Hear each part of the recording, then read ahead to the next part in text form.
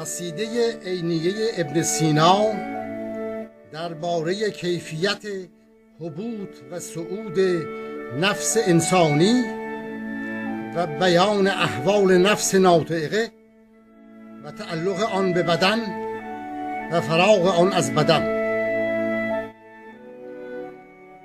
هبطت الیک من المحل الارفع ورقاء ذات تعزز و تمنع.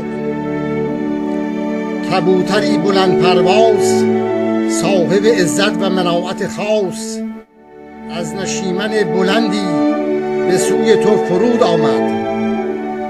اشاره به روح پاک و مقدس انسان و آمدن آن به تن از جهان دیگر است. محجوبتون عن کل مقلت عارف و هی التي سفرت و لم تتبرقع.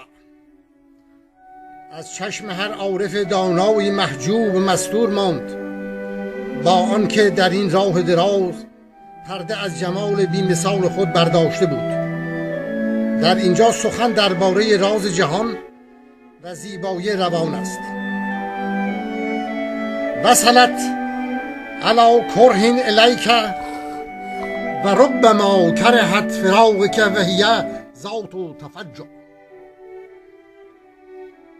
با اکراه به جانب تو فرود آمد و چه بسا دوری تو را دوست نداشت و از این جدایی رنج می برد.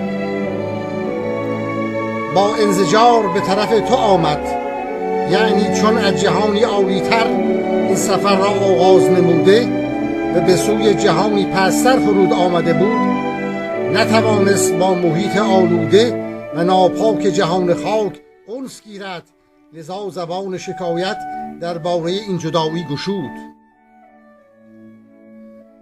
عنفت و ما سکنت فلما واصلت الفت مجاورت الخراب بالبلغ. بیزار از این مسئله هرگز آرام نگرفت تا اینکه بالاخره پس از گذشت زمان در نزدیکی این سرای خراب و ویران منزل گرفت و با فضای آن مأنوس گردید. اظنها نسیت عهودا بالهما و منازلا به فراغها لم تقنع. فکر می کنم که این مرغ بلند پرواز آن عهد و پیمان محل محفوظ و منازل رفیع را که فراغ از آنها موجب غم اندوه او شده بود فراموش کرده است.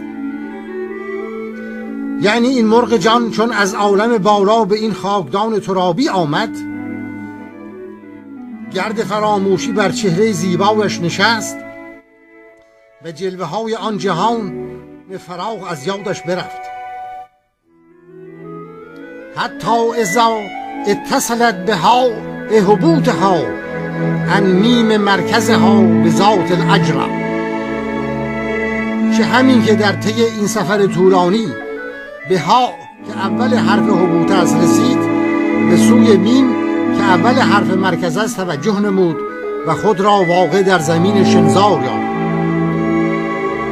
یعنی این شاه باز صدر نشین از نشیمنگاه اول خود دور شد و قوس نزولی را پیمود تا اینکه به عالم خاک راجع گشت و پر و منقارش آلوده گردید. علقت بها ساء الثقیل فاصبحت بین المعالم و الطلول للخضع. ساء که اول حرف ثقیل است بر این طیر سنگینی نمود و او در آثار و معالم این منازل خراب و ویران باقی ماند. گرد و غبار این جهان پر و بالش را بیالود و از حرکت باز داشت و او در این سرای ویران معطل بماند. تبکی و قد ذکرت عهودا بالهما به مدام ان تحمی و لما تقلع. پس وقتی که این طیر ملکوتی به یاد عهد و پیمان قدیم افتاد که در محل مخصوص عقد شده بود، بغتتا سرشک غم از دیدگانش جاری گشت و ناله و فغان برآورد.